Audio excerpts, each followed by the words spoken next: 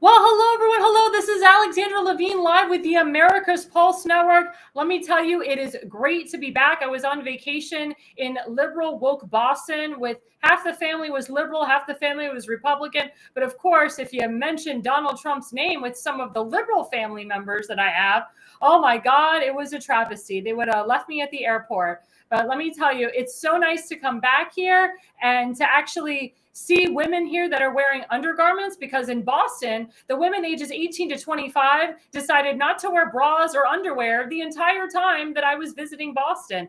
Boston has become a very dirty city, a very woke city, a very liberal, and you can tell Massachusetts is clearly Taxachusetts. So I feel bad for people that live there, but I don't feel bad for the people that voted for Senator Elizabeth Warren and so forth, and the liberals that run Massachusetts. So you asked for it, you got it. But as I said, I'm so happy to be back where the women are wearing undergarments and it's not a bunch of wokeness. And there is some conservatism where I am in certain parts of Maryland. And of course, as you know, I'm a resident of the state of Florida. And oh my God, in Florida, that's where woke goes to die. Well, guys, we have major breaking news. And speaking of Maryland, Maryland is always in the news, but it's never a good thing. For once, I would love Maryland to be in the news for something good. But of course, when you have DEI hires and you have wokeness in the state of Maryland, you get bad news, bad press. And it just keeps getting worse in the state of Maryland because of the heads of leadership, such as Governor Wes Moore, such as Attorney General Anthony Brown, such as the mayor of Baltimore City, Brandon Scott, as well as the Baltimore City Council president, Zeke Cohen, who's a hot mess.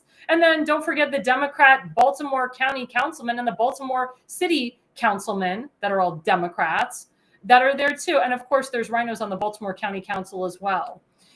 But this happened this morning, which is so tragic in West Baltimore. But, you know, you can't expect anything better from West Baltimore. Again, I turn to the leadership on this.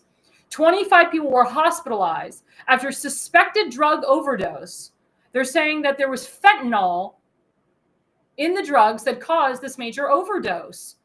Now, fentanyl is a big thing. It is a very dangerous drug. President Trump campaigned on it. Border czar Thomas Homan has done everything he can to remove the fentanyl from this country. As you know, under Joe Biden, Kamala Harris, and Barack Hussein Obama, we had massive amounts of fentanyl pouring into this country over the border by the drug cartels. And as a result, you had Americans who used fentanyl. Some didn't know that it was fentanyl, and they died from it. Our good friend Ann Funder, her son, actually died from a fentanyl overdose. There's even stories where schools have kids there that die of fentanyl overdoses. There's a great organization called Lost Voices for Fentanyl, which myself, I'm a part of. Tim Fazenbaker, he's a guest on our show. He's well known of the organization as well. And they've done a lot to stop the fentanyl crisis that's happening in the state of Maryland. I encourage everybody to join that organization, Lost Voices for Fentanyl. But also, if you know someone who has dealt with fentanyl, or if you know someone who's died of a fentanyl overdose, please tell the story. Please do everything that you can to stop this drug from constantly coming at the hands of innocent lives. But again, this is West Baltimore. People in West Baltimore do drugs openly in the daylight. I have seen it, and I've seen the police do nothing. And that's because the Baltimore City mayor has told the state police to stand down. He has called for the defunding of the police. And as a result, the police can't do their jobs. Again, when you live in a woke city or a sanctuary city, Baltimore City is a sanctuary city, they break the law all the time and they don't care. This is on the Baltimore City Mayor, Brandon Scott's watch, as well as the Baltimore City Council President, Zeke Cohen. They continue to allow their city to go to hell in a handbasket. But Zeke Cohen and Brandon Scott, they're buddies, and they lie to their constituents. They lie to the American people. They say that Baltimore City is safe, that so many people are moving into Baltimore City. Just the opposite. People are leaving Baltimore City. There's only maybe one sliver of an area in Baltimore City that's somewhat nice. The rest of it is a crap hole. And what they're trying to do with the Democrat leadership, with Johnny Oshevsky, what he's trying to do is make Baltimore County Baltimore City. That's why I thank people like Tim Fazenmaker and Bob Long and many other respected elected officials, real conservatives in that district and in that county. And Kim Stansberry, who's running for Baltimore County Executive, that's doing everything they can to keep Baltimore County safe so Baltimore County doesn't become Baltimore City. But again, why is this happening in Baltimore City? Why is this major news? This is disgusting. The city mayor is a disgrace. He should step down. He should actually go to jail for crimes against humanity. Remember, he's a DEI hire. He calls himself a DEI leader. Him and Governor Westmore do. When are these people going to jail? They need to go to jail. They continue to break the law. They continue to go against President Trump's executive orders. And of course, they want to go against the Doge orders as well. We're having issues again. House of Representatives, we got 4 Republicans that don't want to pass the recession bill, that don't want to codify Doge. It's about getting rid of the waste, fraud, and abuse. Why are there people in the Republican Party that are obstructing and grandstanding? Why don't they understand that President Trump is the leader of the Republican Party? Whether they like him or not, he is the leader. And he is the president of the United States. And he was elected to do a job, a phenomenal job, to help our nation. And one of his campaign promises was to rid the fentanyl out of this country. And that's what Thomas Homan is doing every day with DHS Secretary Kristi Noem. But the people of Baltimore City, the mayor, the city councilman, the city president, they should be embarrassed. They should step down, and they should also go to jail. It's disgusting what is happening. Again, Maryland is never in the news for good things. It's always something negative because they keep messing up. And until we get proper leadership and power, until we get people that won't go against President Trump and Thomas Homan and Kristi Noem, the drug overdoses will continue. The fentanyl will continue to pour. The illegals will continue to remain, and there'll still be sex trafficking, human trafficking, and child trafficking in the state. Let's get it together, Baltimore City. Let's get it together. Or get out. Other breaking news, speaking about POTUS, here's a good jobs report. Since President Trump took office, native-born workers, that's we the people, American citizens, is up 2 million, while foreign-born workers, aka illegals, are down 543,000. That's per Fox News. That's incredible. Jobs are coming back to our country. Hire American, buy American. And also, there's congressmen that are doing everything they can to make sure that China doesn't own our farmland anymore. I can't believe that China was able to own our farmland. Like, what the hell? I have friends that are farmers down in Texas. They don't hire illegals to work their crops. They work it themselves. They said, this is crazy. And people from China come in and try to steal your farmland? And you don't fight back for your land? That's craziness. You allow a socialist to come in and take what's yours? That's craziness. I'm glad that President Trump and his team are cracking down on this. I'm glad that the departments of agriculture from multiple different states, it's always going to be the red states first, are stopping everything they can to make sure that Americans keep their farmland and that you don't have a bunch of illegals running it. Don't have a bunch of people from China coming in and taking what's yours. It's crazy. It's crazy to think that that was even a thing, that it was even considered acceptable. There's a lot of rhinos out there that think it's a good thing. People that donate to big PACs that give money to conservatives. They think it's a good thing that China owns American farmland. And they even ask you the question before they endorse you, do you support China owning your farmland? And if you say no, they say, oh, you need to get a book in economics. These are the same idiots that said that tariffs weren't a good thing, that it would hurt the American people and hurt the economy. BS. We're finding out that when President Trump puts the tariffs on these foreign nations, our stock market goes up and they play ball.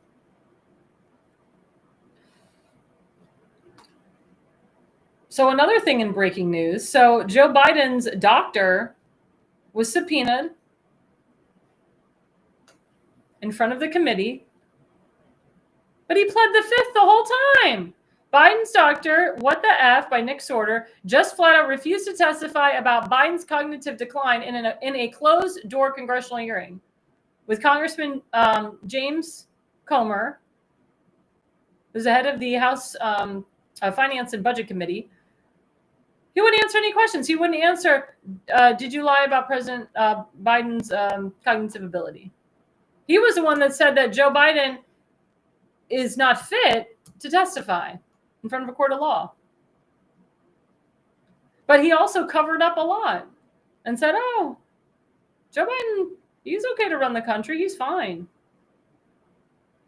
But we don't think it's okay for him to testify in court of law. The cover-up of this doctor, he couldn't answer a simple question. Did you lie about Joe Biden's cognitive ability? You plead the fifth to that? So I guess that means you did lie. I mean, this is crazy. Craziness. I've never heard of such a thing. And Congress didn't get one straight answer from the guy. Not one. Unbelievable. Unbelievable. The guy was subpoenaed to speak in front of the committee, had his attorney, and he said, my attorney advised me to plead the fifth on everything. What do you have to hide, Mr. Doctor? Are you afraid you're going to get killed if you reveal the truth to we the people? You people that covered up for Joe Biden, President Trump, he's not going to give you a free pass. He's getting to the bottom of the auto pen. And we're going to find out that Joe Biden had no say in anything. That he had either Barack Obama, Samantha Powers, Valerie Jarrett, Susan Rice. Maybe it was Joe Biden's staff that had the control of the auto pen. We're going to find out that these, quote, pardons, which were not really pardons, it's BS, were not even real pardons. We're also going to find out that the appointment of the new Supreme Court justice wasn't even real. We're going to find out that the, quote, presidency of Joe Biden wasn't real. We're finding out, I mean, we already knew this, but we're going to find out more that the 2020 election was completely stolen. And if we have proper people that put in the real evidence and show us the real evidence,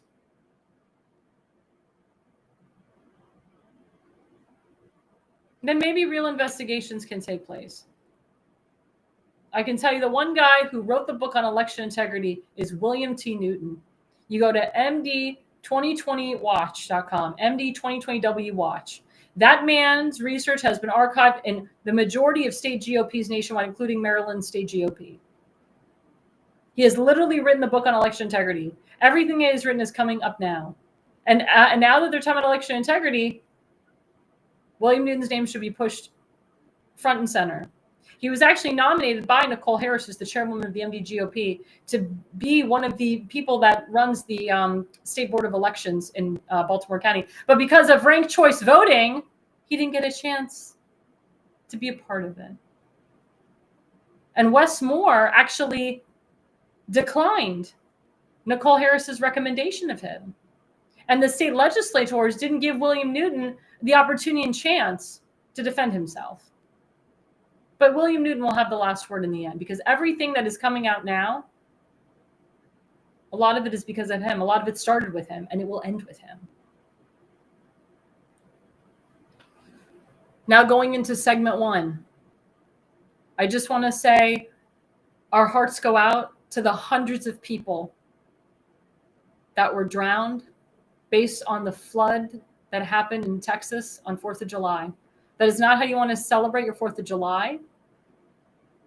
And the majority of the people that died were young kids that were at a summer camp, a young girls' Christian camp. The fact that there were some Democrats that criticized that it was an all-white girls' Christian camp is disgusting and asinine. Why aren't these representatives reaching out to the victims' families? They're still looking for people. We did see buses of children that were rescued. There was a firefighter and people in the military that did rescue a bunch of a big group of young kids.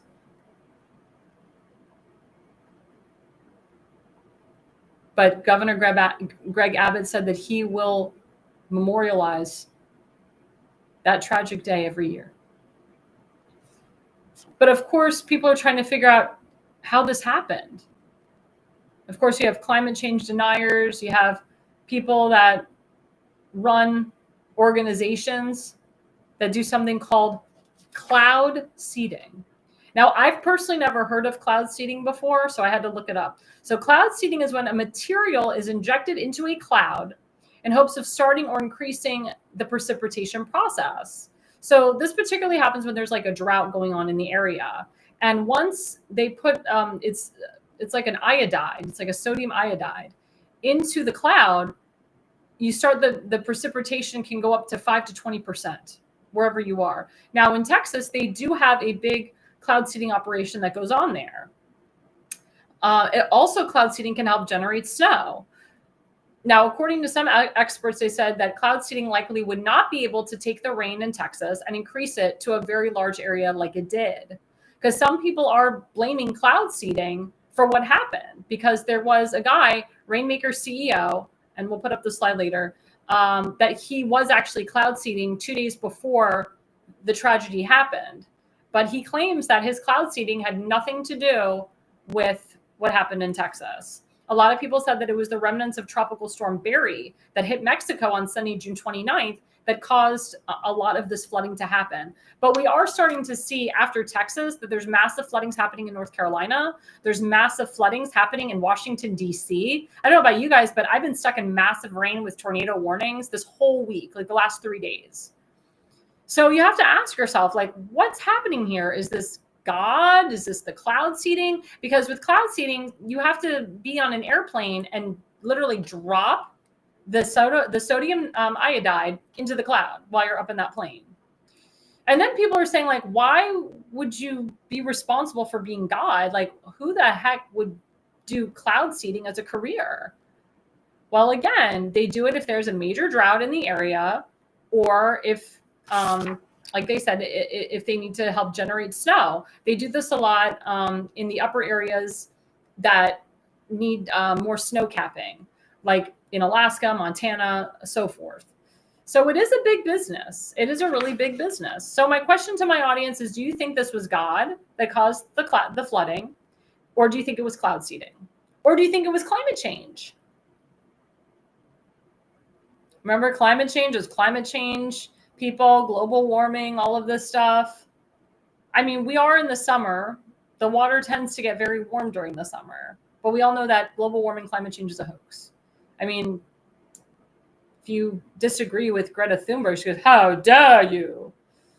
But, you know, Greta Thunberg went from being a climate change person to a pro-Hamas person. So I don't know about these people. I mean, how do you go from being someone who worships climate change and global to, you know, being pro-Hamas? I don't understand that.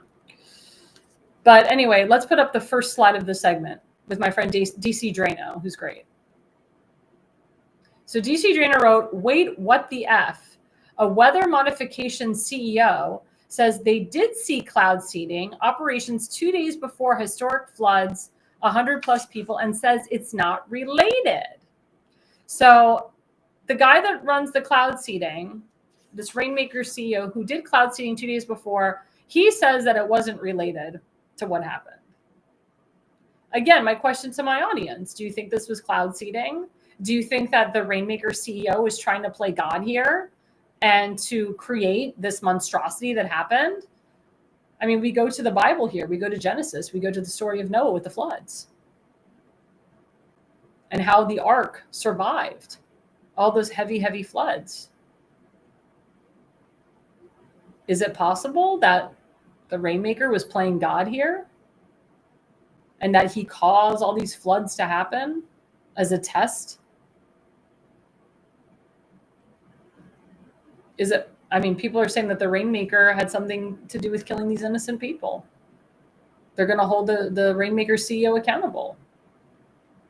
But according to him, he was just doing his job, and that cloud seeding cannot, under any circumstances, cause such a monstrosity like this. Now, EPA Director Lee Zeldin, who I love, hashtag that's my Jew, hashtag always will be my Jew. Love that guy. Former congressman from New York, ran for governor too of New York, said today that he will release everything he knows about cloud seeding, about geoengineering, about anybody or anything that has to do with controlling the weather. Now, I've heard for many years that they have people that control the weather. That is, besides God, it is actual people that control the weather. I leave that theory up to you guys. I have read about it over the years. I saw that in Florida with the hurricanes. It's very rare that two massive hurricanes hit the same spot within 2 weeks.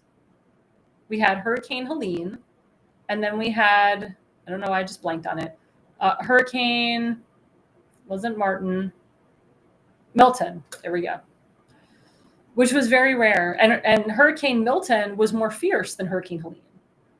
Hurricane Helene took down a lot of people's driveways and cars and screens, but Hurricane Milton saw a lot of massive power outages and also trees coming right over people's roofs. I know my parents' home got damaged more from Hurricane Milton than Hurricane Helene. So people think that the powers to be control the weather to script the 2024 election.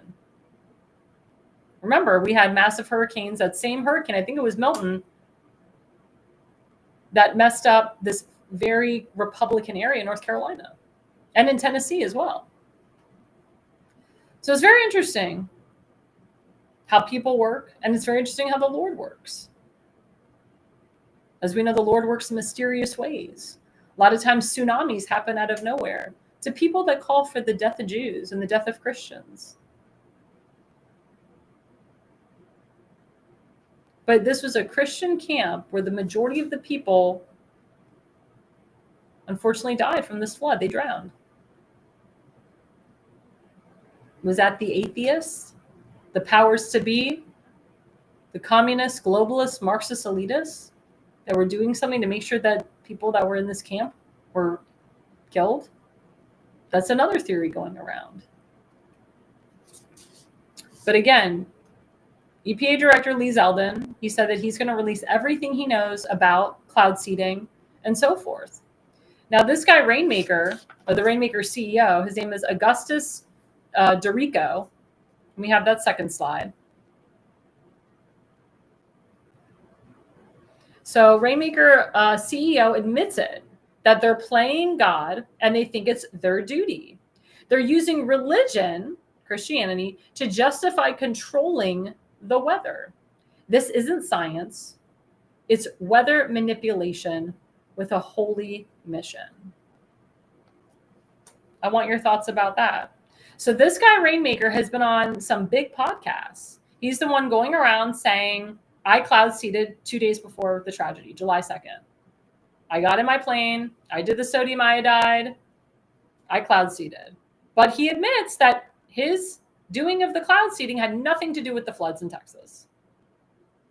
But then Will Cain asked him, were you playing God here? And he says, yes, I was. I was being God. God says, let it rain. I'm going to make it rain. I'm going to push the precipitation level in an area that isn't going through a drought. A lot of these areas that had the massive flooding were not going through droughts. Now, years ago in Florida, I did a paper on the Everglades, Lake Okeechobee. There was huge droughts going on during there. And I did papers on aquifers and reservoirs.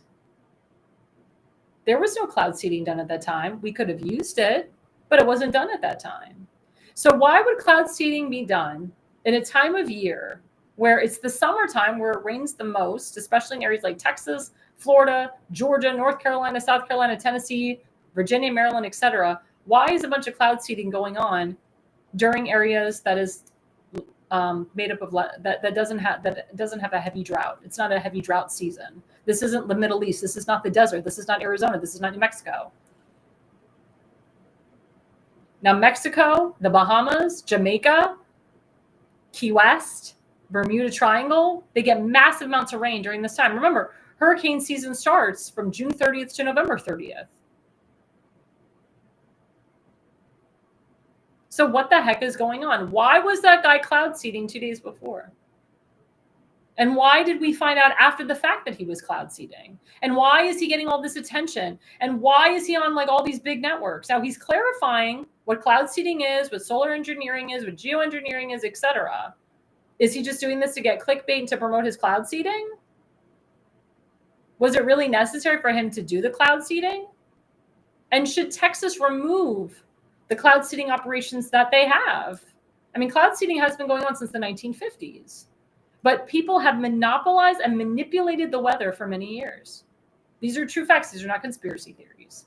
Again, it is very unusual that Sarasota, Florida got hit twice in 2 weeks by two massive hurricanes. It has never happened in the history of hurricane season, in the history of hurricanes hitting Florida. Even my governor, Ron DeSantis, said that.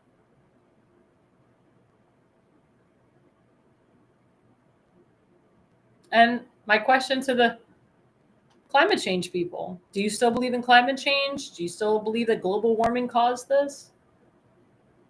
Have you reached out to the victims' families? Have you done anything for the victims' families? For the first responders, for the firefighters, for the Coast Guards that also perished helping these young people? Nothing. You've been silent. And I can tell you there's organizations that are currently getting a van together and going down to Texas to provide supplies. Our friend Fred Profiter, who runs and owns the Frederick County Conservative Club, I know he's going down to Texas. And Seth Eisenberg with the Conservative Corner, he's the vice president treasurer of that organization.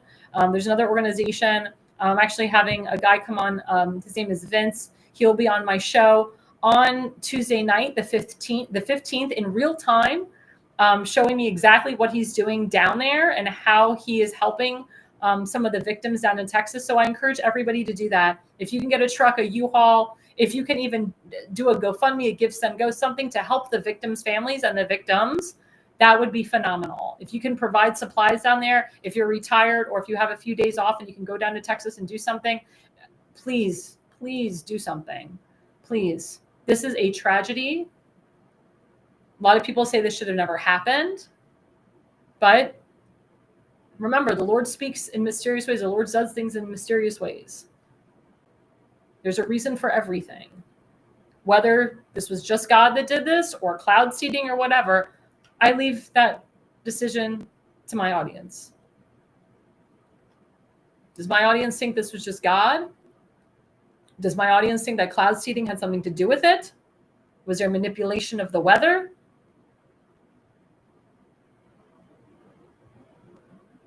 What do you guys think? Again, coming up after the break, we have a repeated guest, my friend Sean Flaherty. He is one of the Hagerstown City Councilmen, and he will be with us right after this break.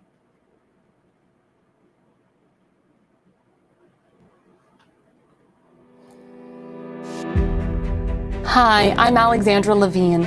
I'm a professional opera singer, actress, TV, and radio personality. Since 2015, I've been a volunteer, a field director, and a campaign manager, learning the ins and outs of the political world. That's why I became a political consultant. My job is to lead you to victory with organization, structure, and the mindset of winning for your district or state. With my guidance and direction, I can keep you focused on the things that matter to the people and advise you on key issues that need to be addressed. If you're a serious candidate that is serious about winning, then book a consultation with me today. Go to levineconsulting.co. You'll be happy you did.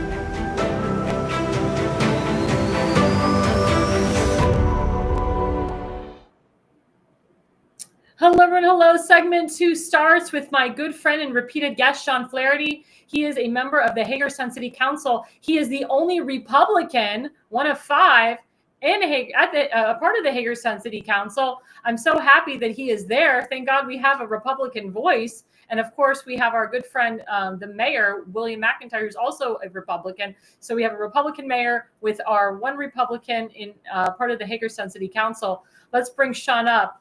How are you today, Sean? Hey, thanks for having me back on again. So appreciate that.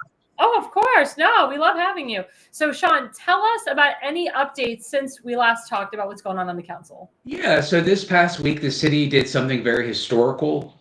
We got an anti-camping ordinance passed, which before we had the more liberal members that were not for, but thanks to the leadership of our current mayor, Mayor McIntyre, we managed to get them on board and unanimously passed. So now we will not have homeless set up tents and things like that on public property within the city limits of Hagerstown.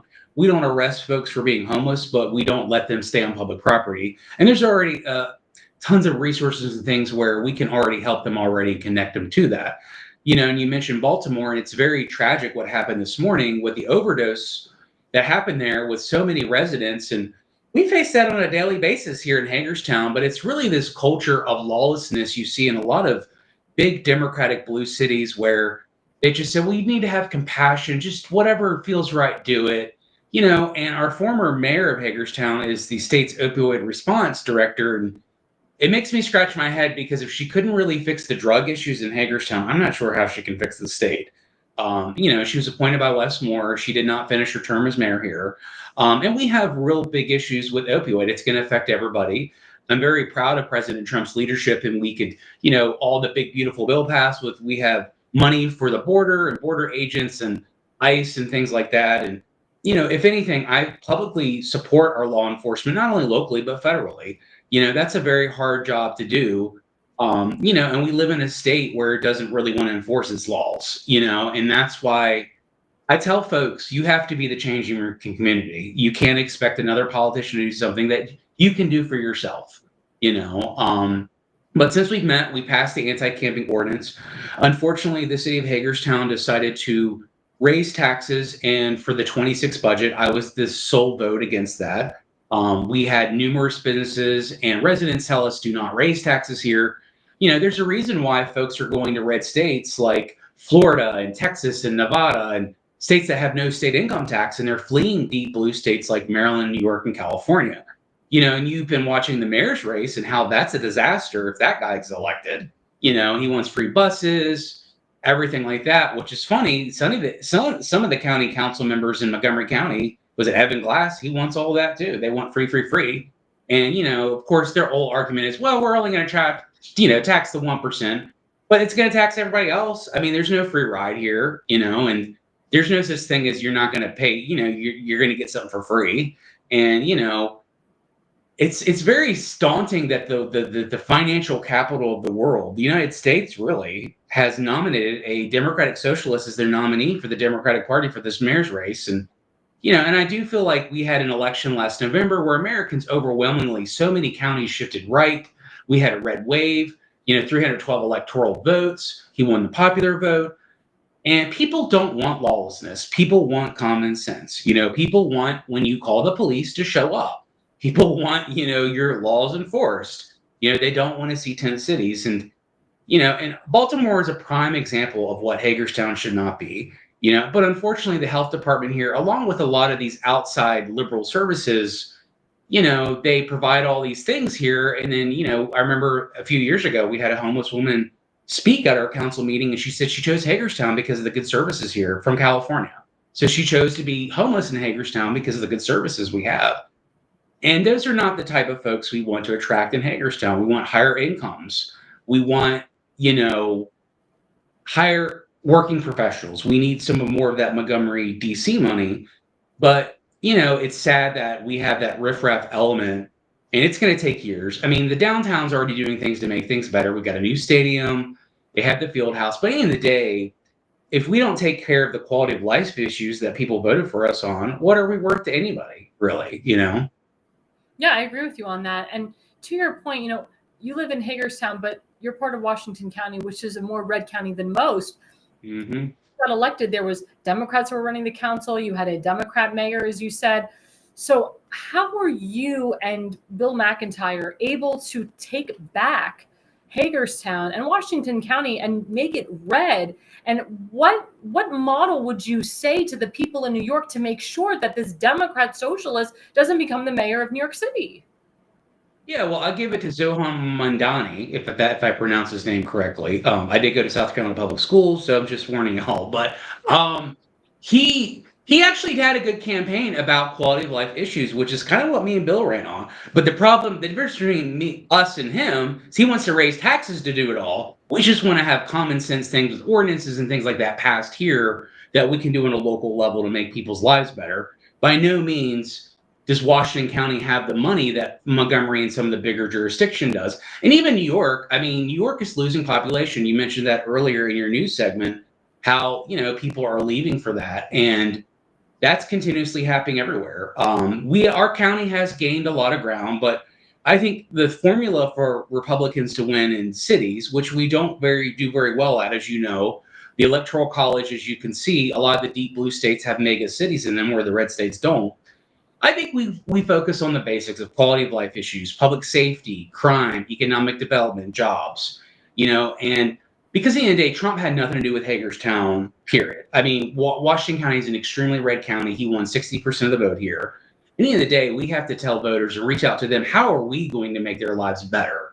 You might not be able to talk to your senator or your congressman or go to D.C. all the time, but you can reach out to your councilman and your mayor who's, a stone's throw away. So I do believe that just getting back to the basics of simple governance, of doing what the people want and expect the government to do. They want to have, a safe city. That shouldn't be a Republican or Democratic issue. People should not see needles everywhere. Mm-hmm. People should not see homeless people sleeping on benches or urine everywhere. I mean, it's really just getting back to the basics. And I think that's a winning formula for any Republican in any city, is just quality of life issues. Because the Democrats have gone so far left on social justice and the craziness and if anything, it should be a wake-up call this past election where they pivoted too far left. But I don't really think they're going to learn anything, and they're just going to continue to nominate people that are not going to win as of now. They don't really have direction. I know that our representative, April Delaney, recently had a town hall with our state's attorney general and the state's comptroller, Brooke Learman. But in the end of the day, those people don't really even care about Hagerstown. They care more about going after President Trump. They care more about creating political headlines than actually working for the folks that elected them. And April doesn't even live in the district. She lives in District 8. She lives in Montgomery County. Well, exactly. She's very out of touch. If anything, she only has that seat not because of her qualifications, not because she's a woman. It's all because she wrote herself that check. And her husband are very wealthy. He ran for president, which is funny. He didn't win the nomination because he was considered too right-wing for the Democratic Party. Right. But she has no problem doing town halls with Jamie Raskins and Senator Van Hollen, and let's look how they turned out. I mean, Senator Van Hollen cares more about illegal aliens than his own constituents in Maryland. Yeah, that's true. And I think everybody's fed up with that. And, what I did when me and Bill, campaigned, we really made it quality of life issues because we're outnumbered in Hagerstown. We've got a lot of Democrats here, but I think just finding areas where we can agree with and go with, but I think at the end of the day, I say let the left go so far left and crazy that they're going to veer off the island. They're going to alienate the electorate and moderate voters. And that's kind of what we're seeing right now. So you don't live in a sanctuary city, you don't live in a sanctuary county, but President Trump has called out the sanctuary city, Baltimore City, the sanctuary counties of Maryland. So how can you, and Bill, with your expertise, obviously, we pray to God that your city, and I know under your leadership and Bill's, will never become a sanctuary city, and your county will never become a sanctuary county. How can we remove Baltimore City from being a sanctuary city? How can we remove Baltimore County from being a sanctuary county? Well, it all comes back to folks getting involved in the election. You got to know who your councilman's name is. You got to know their district where they represent. You got to know a way to contact them. You got to know their positions. And I hate to say it, Americans are frustrated and fed up, which I agree. But knowledge is half the power. You got to know where you got to take the fight to and what you got to do to make change. And you got to bring up the issues and what their voting record is. And that's when we need folks that attend city council hearings, contact their councilman, their mayor, and really get involved in their community, because it's going to take them to do that. In the end of the day, if we're waiting around for Annapolis to make a decision for Hagerstown, we'd be in a disaster. We had a record, surplus under the last administration, and the current governor has squandered that, and he's more interested in doing photo ops. So I was recently at MML here. I went on behalf of the city of Hagerstown, and they have a lot of great workshops for your town and things to attend. But I heard the governor's speech. It was very disappointing. It was a very partisan speech. He blamed Trump on everything, but yet he's in charge of the government's finances in Maryland, not Trump. And Democrats didn't want to cut anything in Annapolis, so they just wanted to raise it on everybody. But I tell folks, you get who you vote for. You got to look at their records, and you got to be very, you got to know what you're fighting up against. And how can I say this? Half the folks out there don't even know that, and they have to get involved and do that in their own community. So you mentioned, the fentanyl crisis that is going on all over Maryland, but of course the 25 people that were hospitalized, there are some in critical condition in West Baltimore. Of course, it's West Baltimore. We don't expect anything less, but you also mentioned Hagerstown that, you've seen some drugs happening, in your area too. How have you and Bill reduced the fentanyl usage in your city and in your county? Well, I won't go into details. I know we talked to the county about extending partnerships. We recently had some email traffic this past week with local leaders with starting that talk again. The previous administration failed horribly at that. The previous mayor was more concerned about running for Congress the moment she got appointed instead of actually caring about the residents of Hagerstown. Correct. And now she says she's a political consultant, although she's never run her campaigns. But I think right now it's a few different things. I think we have to work on solutions for folks. So not only do they get off drugs, but where do they go from there? And also, what can we do as a community to help them as well? Like I said, I've been a firm believer of I want to give you a hand up, not a hand out. Correct. And, and I'm all for giving grace and help for those that truly want to change their lives and help. And we've had great success stories even in Hagerstown where we've had addicts that have changed their lives and done better. But the problem is half the battle is they have to want to do it themselves. Mm-hmm. You can take the horse to the water, but you can't make them drink it. So right. I think that's a constant battle. But I think me and Bill, along with the rest of the council, we are talking to the county. We're talking to our legislators and thinking of better ways to aim at combating this. And, I think a lot of it's the philosophy here, along with what they have in Baltimore, that it's been acceptance of behavior for a long time, and they think that's fine. When it's not fine. I lived in other areas where I don't see people strung out on drugs. And, I lived in South Carolina, which is a very red state. I'm not saying they didn't have issues there too, but I did not see the drug and the lawlessness as prevalent in Maryland as I have down there. Here as I have down there. So Sean, you wrote a post about a guy named Paul Wiederfeld. So talk to us about him and why you wrote the post that you did. Yeah, so he is the Maryland State Transportation Secretary. He was appointed by Wes Moore as soon as he got sworn in for governor. I opposed his nomination.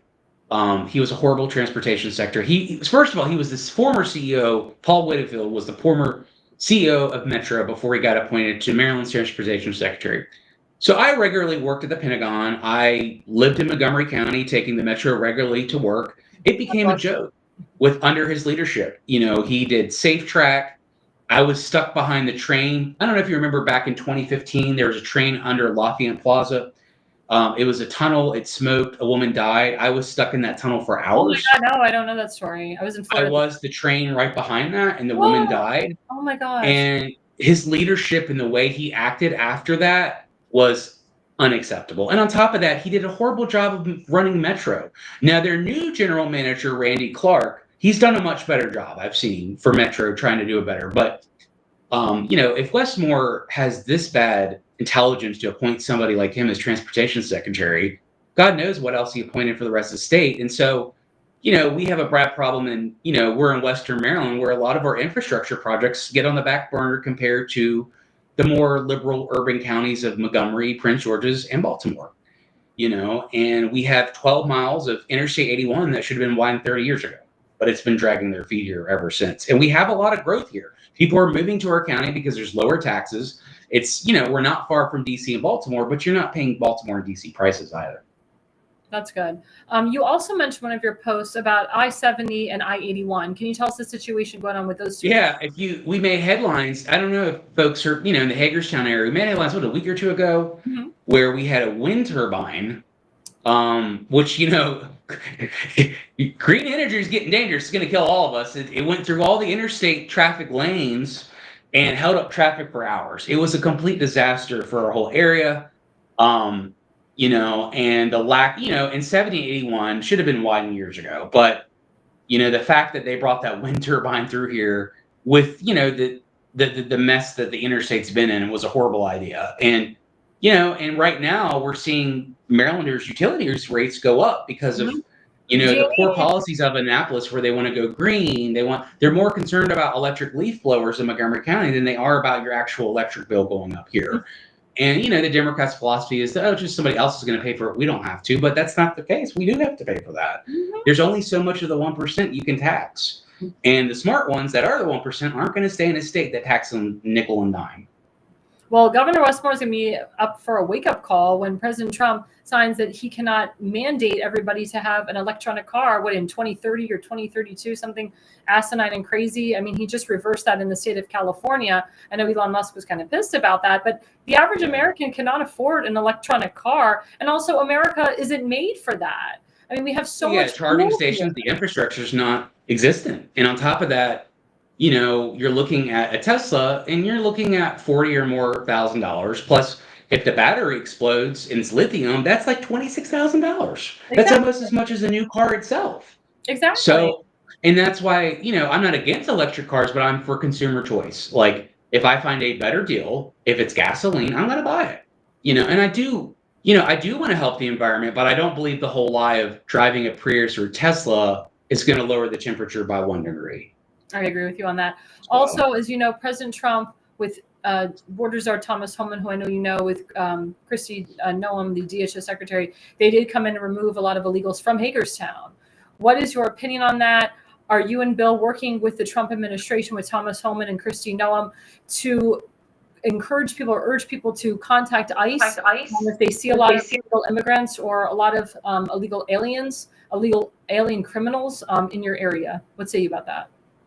Yeah, I mean, I know from talking to our local law enforcement, they've been very cooperative from the federal government, from what I know. I don't think there's any against that. And I think, what scares me is seeing neighboring Frederick, which is the next county and city over, allowing illegals to vote in local elections, which is just ridiculous. I do know there's a group around here that wants to allow 16-year-olds and lower to vote.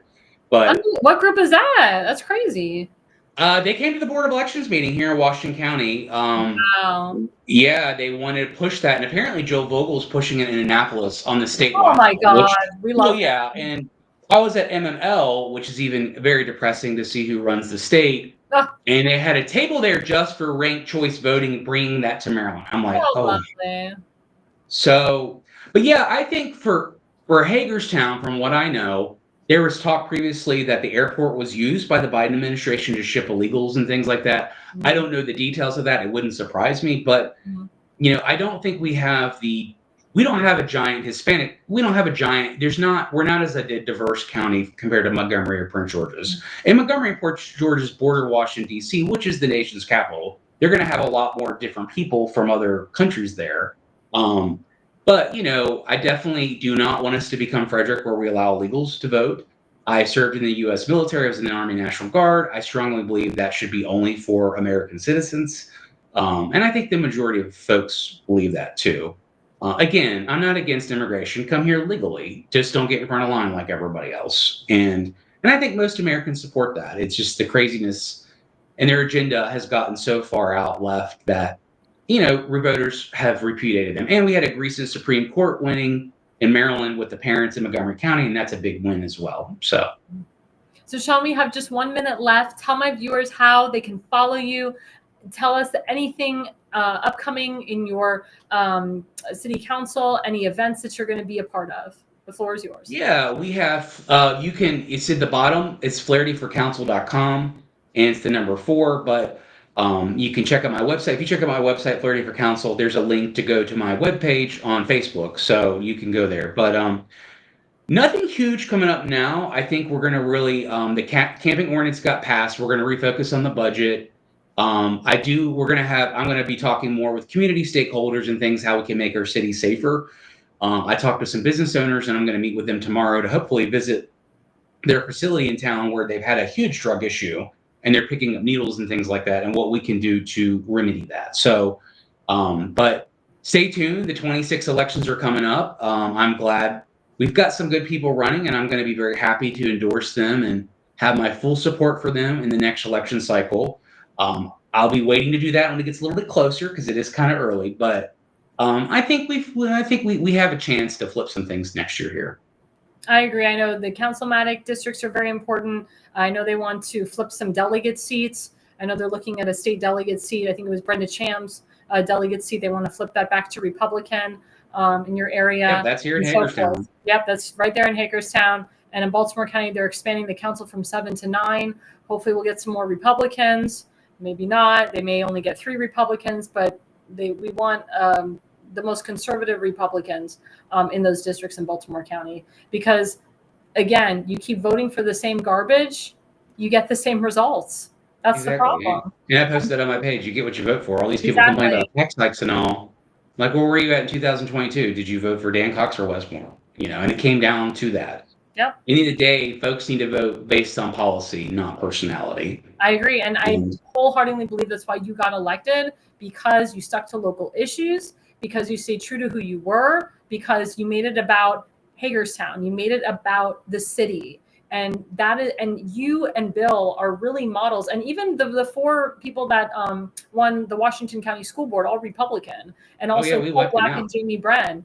They focused on local issues. They focused on the people. I know you talked to every single constituent. You didn't care if they were Republican, Democrat, Independent. I know you talked to everybody. 10,000 houses. Yeah, that helps. That is what's really important. I think even your neighbor is liberal, and she voted for you. So yeah, because I'm like, you're my neighbor, and I'm going to focus on the real issues here. And I didn't have to be a Republican and trash Trump to win in Maryland. And I don't think a lot of people don't either. Just stick to the basics and what's around you. Correct. And you, like I said, you are a great example, a prime example. We love having you on our show. We'd love to have you back with your dog. Please have your dog back. Yeah, let me introduce you. Yeah, let's see your dog. Did we get to see her earlier? Just woke her up. So hello, everybody. This is Zelda. Say hello. Hi. She just woke up from her nap. She's next to me. I feel bad. Yeah, but she's my little baby. But she's kind of, she goes to all the city events with me. Everybody knows her. Oh, there's Councilman Flaherty's daughter, Zelda. So, we're gonna dress her up, and we're gonna have a wiener dog race here. Oh. And I'm hoping, because she's half dachshund, half beagle. So we'll see. Even if she's not a winner, she's still a weenie.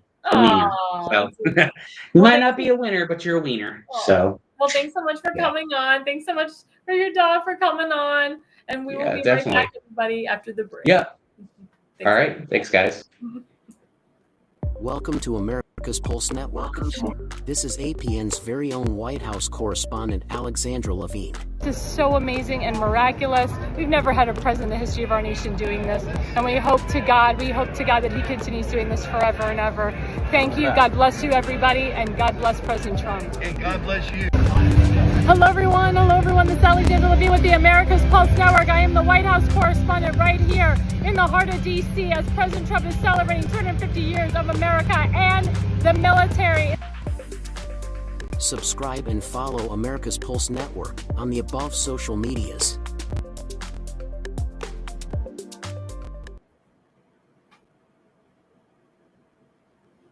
Well, hello, everyone. Hello. We're back. This is Alexandra Levine live with the America's Pulse Network. And yes, I am the White House correspondent for this network. It is an honor and a privilege to be a part of the new conservative meet at the White House with Caroline Leavitt. And of course, I'm always at a moment's notice with the president when he's on the White House lawn, and any of the big wigs as well on the White House lawn.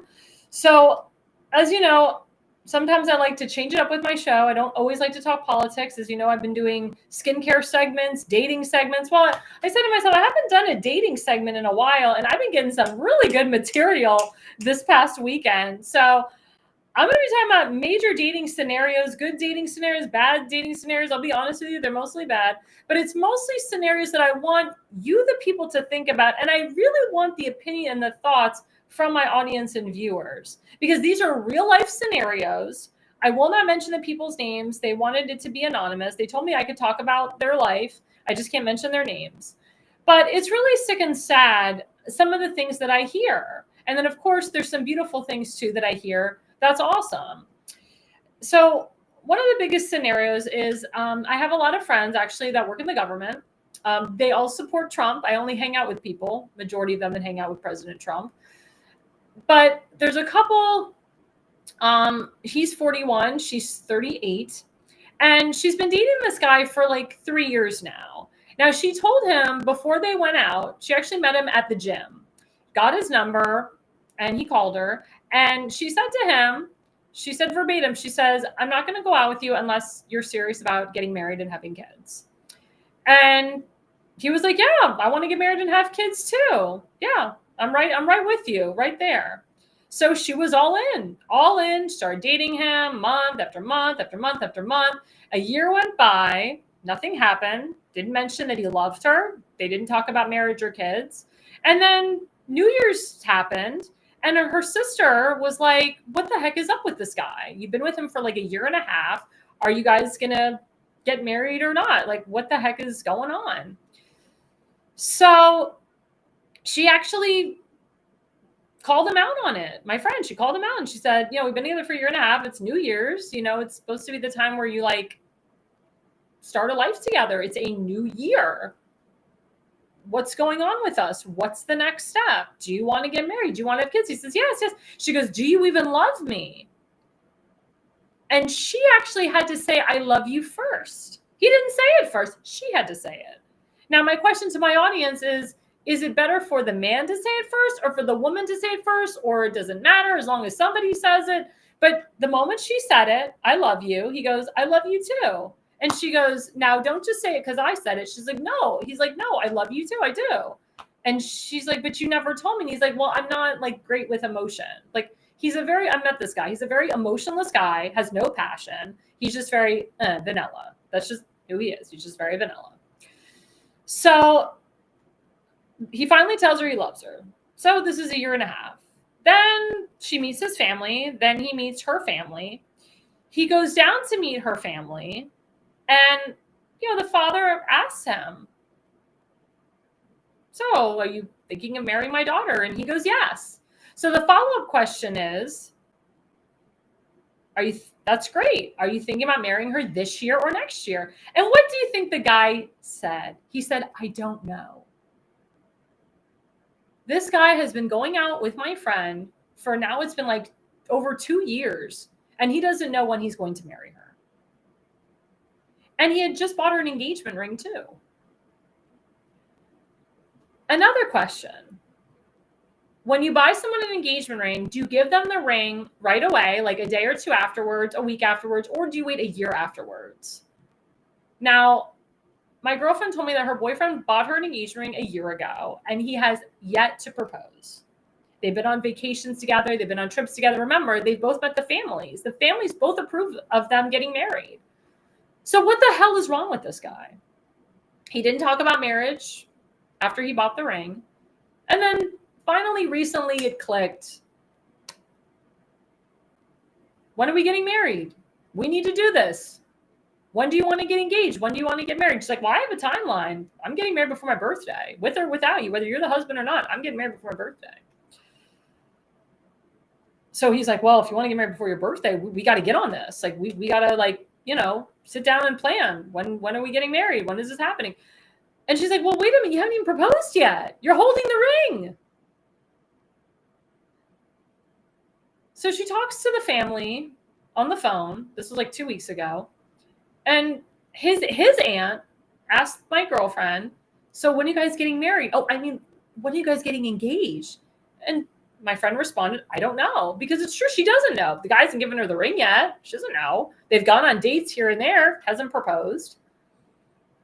So the aunt says to her, oh my God, like, what is wrong with this man? Like, what is wrong with him? Then the aunt says to my girlfriend, you should leave him. In fact, my daughter thinks that you should leave him. Now, when she told me this, I've never heard of that before. The aunt and the aunt's daughter is telling my girlfriend to leave her man or to leave her nephew? Now, one interpretation is the aunt doesn't like my friend. The other interpretation is that the aunt actually really does like my friend and she's trying to protect her because she's saying, if my nephew can't get off his freaking ass to propose to you after you've been with him for 3 years, after he's been holding an engagement ring for a year, you need to say sayonara. And she's still young. She's 38 years old. But she's given up 3 years of her youth and time where she could have been married with kids already. Now it's going to be even harder for her to go out and find somebody. And she's got to have kids right away. Because if she waits till she's 42, 43, 44 to have kids, it's going to be very hard for the body. She may not be able to keep the child, and the child may have problems. So in my opinion, her boyfriend really effed her up. But people have also encouraged my friend that she should have broken up with this guy years ago, that she shouldn't have let him string her along for 3 years. But my question to my audience is, now that after 3 years, he's finally said to her, let's get married, should she marry this guy? Should she just go over to his home and snag the ring? Now, she told him, please do not propose to me in your house or in my house or in your car or in my car. And that effed up his whole plans because he's not a planner. He's not a grandiose type of dude. And my question to my audience is, when you propose to your now spouse, did you do something grandiose? Did you propose to your wife in a car, on an island, in a restaurant, in a hotel room, in the shower? How was your proposal? Do you think it's a big deal how the proposal should be? Do you think it should just be like, here's the ring? Should the guy put a little bit of effort into it? What should happen? But here's one scenario that happens when people are in relationships for a long time. Let's show the first slide, the first image. So you see that going on. The guy is with his girlfriend, but then he turns around and he sees something different, something new. Now, there's a saying, you can look but don't touch. But there's a lot of different interpretations that have been going on with that meme, that image. But if you're with a guy and you're steady with him for years, shouldn't his eyes only be on you and nobody else?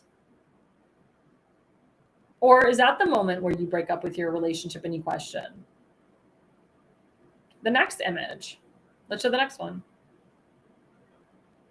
So that's a typical candlelight dinner. Very romantic, very beautiful. Again, my question to my audience, should the guy propose to the girl in a beautiful candlelight setting?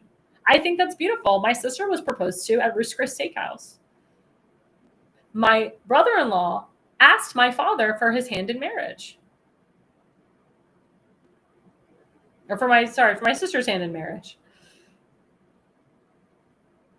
Can that tradition still exist today? To the question to my audience, should a man ask the father for his daughter's hand in marriage? Or should, you're older now, you're in your mid-30s, 40s, shouldn't happen anymore. That tradition should be dead. Or let's go to the next image.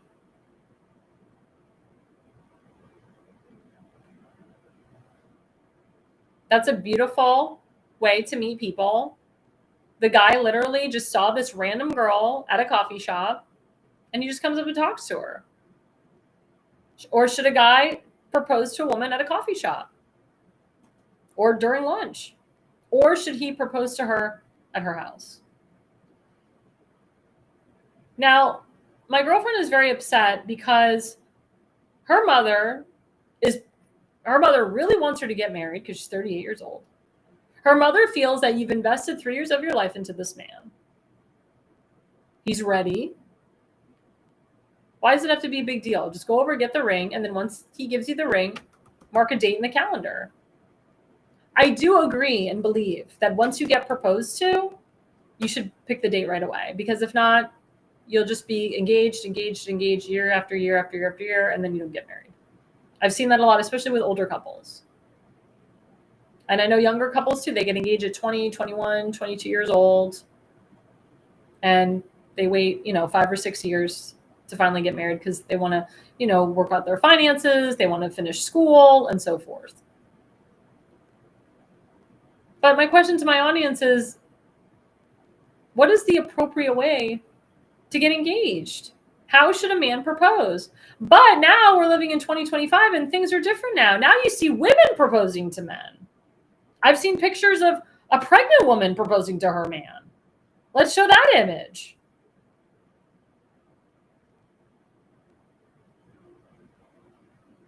That's the new norm, everybody. You see a woman getting down on her knee asking a man to marry her because he can't get the gumption to propose. Or maybe he was waiting for the opportune moment and she jumped the gun. But I see a lot of that lately. Is that cool? Do you guys approve of that? Now, me personally, I'm very traditional. I would never ask a man to propose to me. I feel that if a man doesn't have the cojones to propose to me, peace.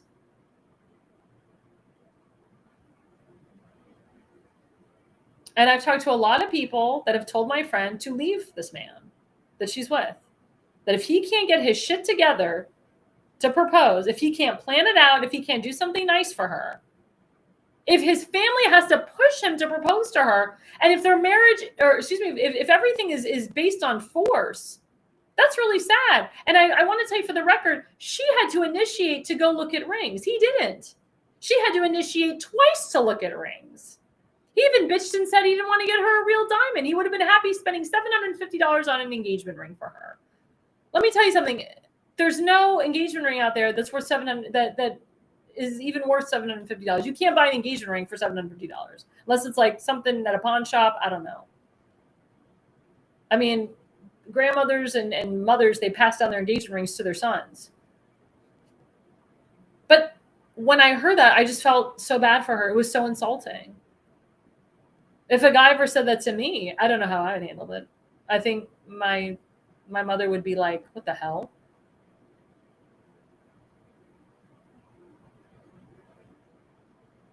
Yeah, that's a good point. Real Home Recording, our friend Adam Reuter. There's a book called He's Just Not That Into You that comes into mind. I believe a movie was made about it. Yeah, there was a movie made about Jennifer Goodwin and Drew Barrymore. And I think Ben Affleck was in that movie too with Jennifer Aniston. That was a huge movie. Yeah. So Adam Reuter, you think that guy is just not that into her if A, he's not proposing, or B, he can't get his act together to propose. Again, my question to my audience, should my friend leave him? And it's easier said than done. It's easy just to leave a dude. It is. It's easy to break it off. But you have to think of the consequences afterwards, the aftermath of that. She's concerned that she doesn't have another guy waiting for her, and she's going to be stuck at 40 unmarried. Or 45 unmarried. He's 41. He doesn't care if he gets married or not, and he could find a 27-year-old tomorrow. Someone else that will put up with his bullshit. Pardon my language. He told her he could live in the same apartment forever. Doesn't care.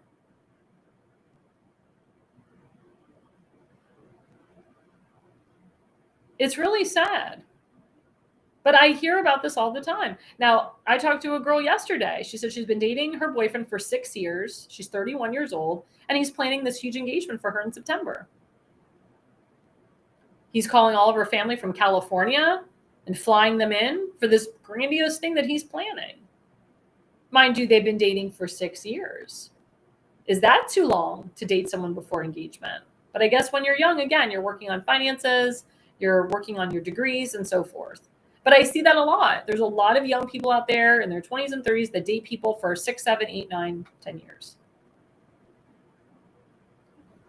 But my point is that this girl yesterday that told me she's been with her boyfriend for 6 years. He's putting in the effort, but my girlfriend's man, who she's been with for 3 years, isn't putting in the effort to make a beautiful proposal for her, or even contacting her father to ask for her hand in marriage. I talked to a masseuse the other day. She said her now husband proposed to her while they were having coitus in the shower. Now, I don't know if it was before coitus or after coitus. I don't know if I would have been okay getting an engagement ring from my man that I was with in the shower. I don't really feel like that's a romantic moment, but I don't know. That's a question to you guys, to my audience. Do you think it's cool to be proposed to in the shower? Now, I don't know how long the masseuse had been with her man before he proposed, but I know people that have dated people for 6 or 7 years, and they save up money because they want their girl to have this beautiful diamond forever on their hand. And they go to a beautiful resort, or they go hiking together, and they do this romantic proposal. If you love your person so much, you do anything for them. You run for them. You go through fire for them. You die for them. And you live for them too. But I believe if this man really loved my friend, he would do everything he can to make her happy, and he would do everything he can to propose to her properly. Oh. Adam Murder said, find the backup plan and cut your losses. That's my advice to your friend. You're not the first person who said that. My girlfriend said that she's had women pray over her. Pray to God that her spouse will be there. A lot of people think that this guy is not right for her. But it's a problem because her parents really like him. Her parents said that he would fit well in with their family. Her mother is saying, go to his apartment, get that ring from him. Have him propose in the apartment. Who gives a crap? I feel bad for my friend. I feel bad for any woman that's going through this.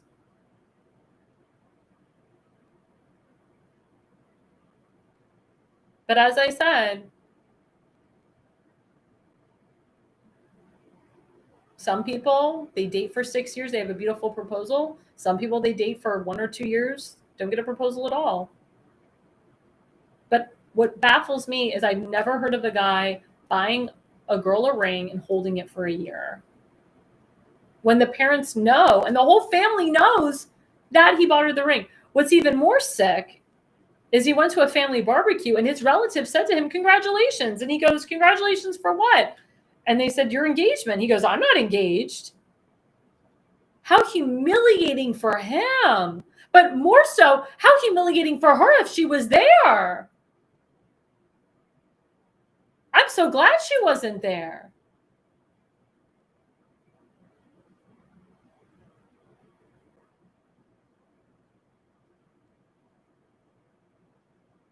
But my question to my audience, have any of these scenarios ever happened to you?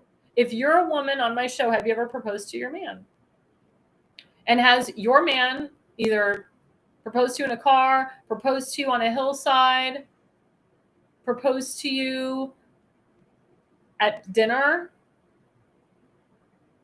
Now, my sister gave her husband an ultimatum.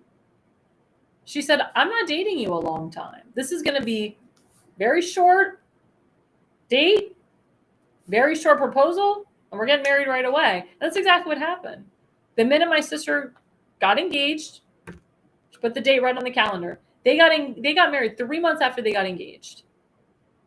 And they didn't date that long.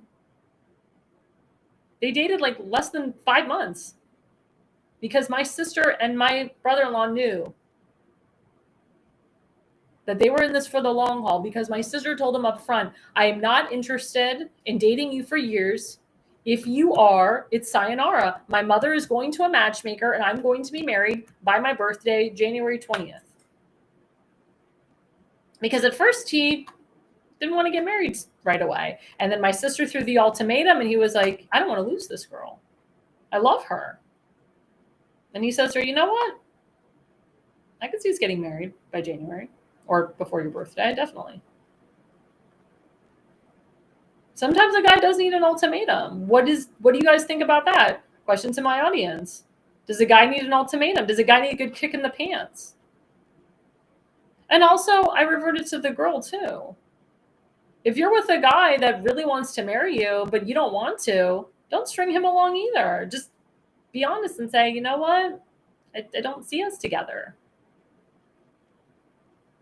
Don't stay with a guy because you're desperate. Don't stay with a guy because you just want to settle. If you are not really into a guy and he's really into you, you be respectful and you tell him, honestly, I'm just not that into you. I think if you do that up front and in the beginning, it saves a lot of problems and a lot of hurt feelings. But my father always said, you have to marry your best friend.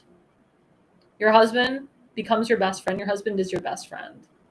My father always said, if you can put your toothbrush next to that person's toothbrush and your toothpaste next to that person's toothpaste, you've got it made.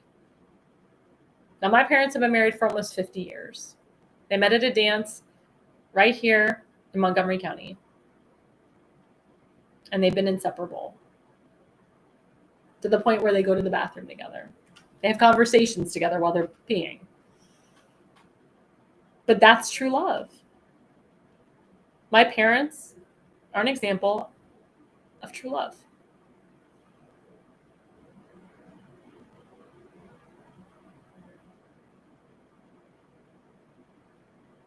I hope that my sister and her husband are together for almost 50 years. And I hope that I find someone that I will spend the rest of my life with. Whew. I'm getting emotional about my parents.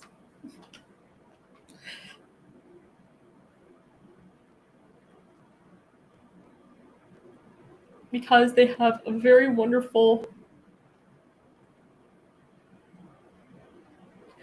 bond, a wonderful love that doesn't really exist today. And I hope that everyone else in this world finds that love and holds on to it and never lets it go. Ooh. Well, this has been a wonderful, wonderful hour. I hope that some of the dating tips and scenarios, I hope that opened up a lot of people's minds.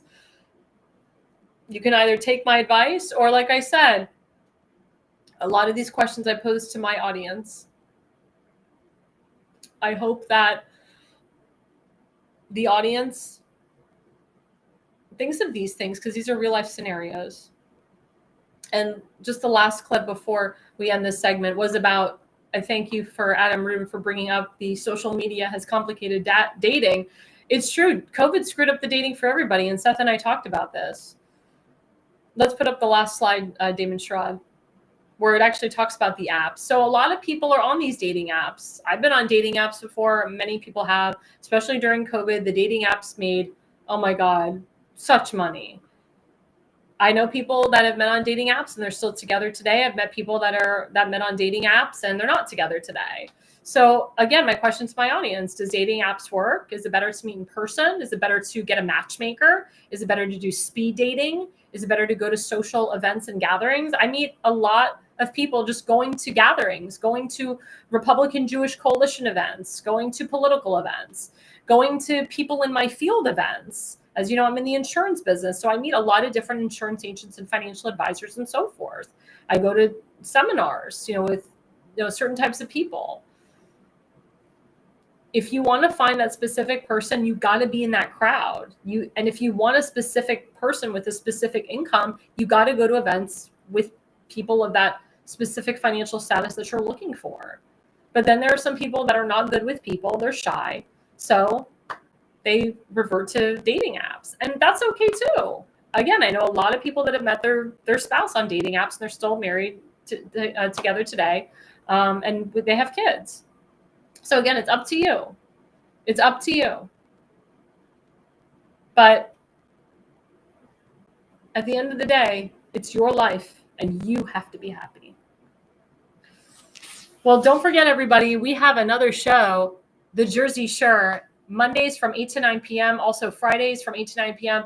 And also Damon Galdo, he does reruns of his radio show. So you get to see the rerun of the radio show on Fridays. And then he talks about it in his live shows. And we love the Jersey Shore. It's a great show. And also don't forget our newest show, The Pulse, every Wednesday night from 8 to 9 p.m. It is a great show. It gets 20 to 40,000 views. We have a panel of 5. We have special guests rotating. We have Elena Barbara, the base mother. We have my good friend, Tim Fazenbaker. He is running for Baltimore County Council District 9. It is the most conservative / MAGA district in the county. It is Tim's to win. It is his base. It is in Sparrows Point. It is in Dundalk. It is in Edgemere. But of course, you always have, the establishment that tries to put their rhino guru in there to try to hurt a very conservative man, but also try to hurt the conservative district. I say, do not rhino Dundalk. Do not rhino Edgemere. This guy is just nothing compared to Tim. Tim is here. This guy is like down there. And Tim is the one that will win this district. Please go to his website, timfazenbaker.com. That's Tim, FAZNBAKER.com, and make a donation today. Average donation is between $300 to $500. It is amazing what Tim Fazenbaker has done with his community, how he cares about his constituents, and what he will do as your next councilman. So please, everybody, timfazenbaker.com. And also, don't forget our good friend, Popeye the Sailor Man, my good friend from the conservative corner, Seth Eisenberg, every Sunday night from 7 to 8:30 p.m. Viewer discretion is advised. But we love him. He's awesome. He's a great person. And he also has a GoFundMe. Unfortunately, as you know, he had a bad infection in his foot. He was in the hospital for over a month. He has had 5 surgeries on that foot. He almost lost his foot. Thank God to the VA that saved his foot. He is a veteran. He served our Navy. We have to get back to our veterans. It's very important. Please, guys, go to GoFundMe. Please go to Jonah Eisenberg /help/crisis, and please donate today. Average donation of that is $250. The goal is $25K. We raised over $6,500 alone in the first 3 weeks, but we need to keep going. The ultimate goal is $100K, but we want to get to the 25,000 goal as fast as we can. So please, guys, go to the GoFundMe. Give to my friend Seth Eisenberg, the Conservative Corner, and don't forget to watch his show every Sunday night from 7 to 8:30 p.m. And he is one of the hosts on The Pulse from 8 to 9 p.m. every Wednesday night. And of course, don't forget my friend Allison Reedy. She has a Give, Send, Go for her son Dylan, who is trying to go to this wonderful college in Utah. He is wants to fulfill the American dream. He only wants to go to this one school in Utah. As you know, out-of-state schools are very expensive. She lives in Michigan, but he's a good kid. He's a smart kid. She is a conservative. She's a constitutionalist. She loves her son. She is fighting for her family every single day, and we love her, and we love her son. Please go to givesendgo.com/constitutional. Average donation there is $100 to $150. Please, guys, give to these people. Give to Seth. Give to Allison Reedy's son. These are the people you need to give to, not to convicted felons and not to illegal criminals.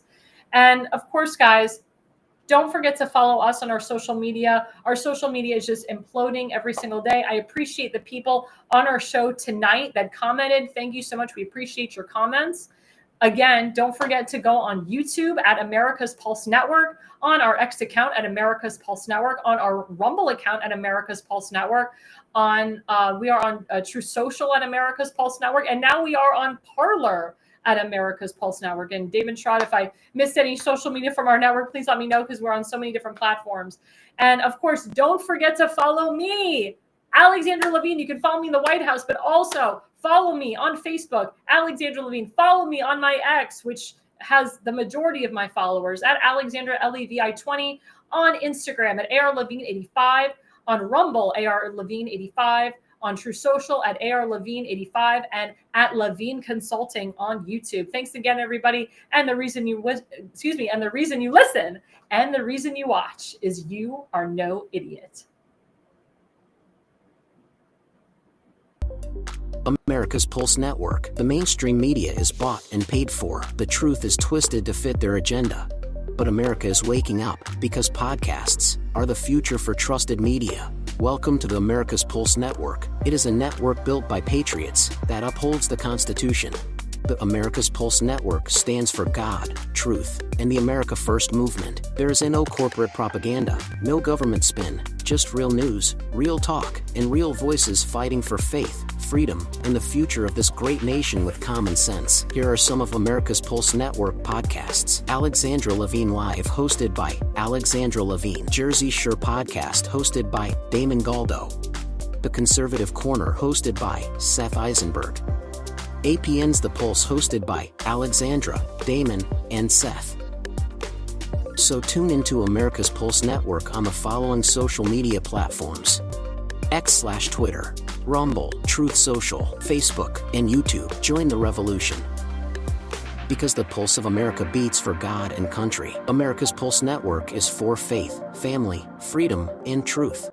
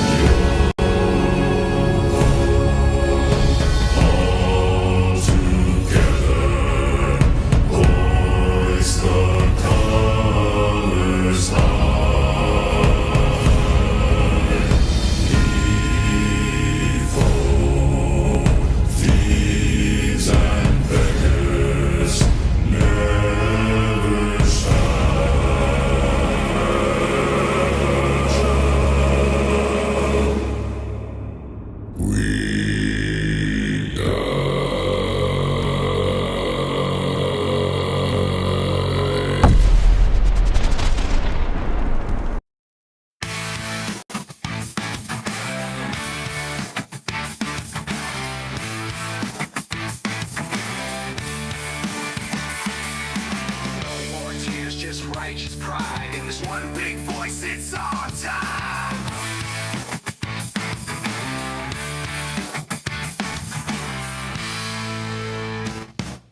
Generation fighters take the stand from shore to shore. We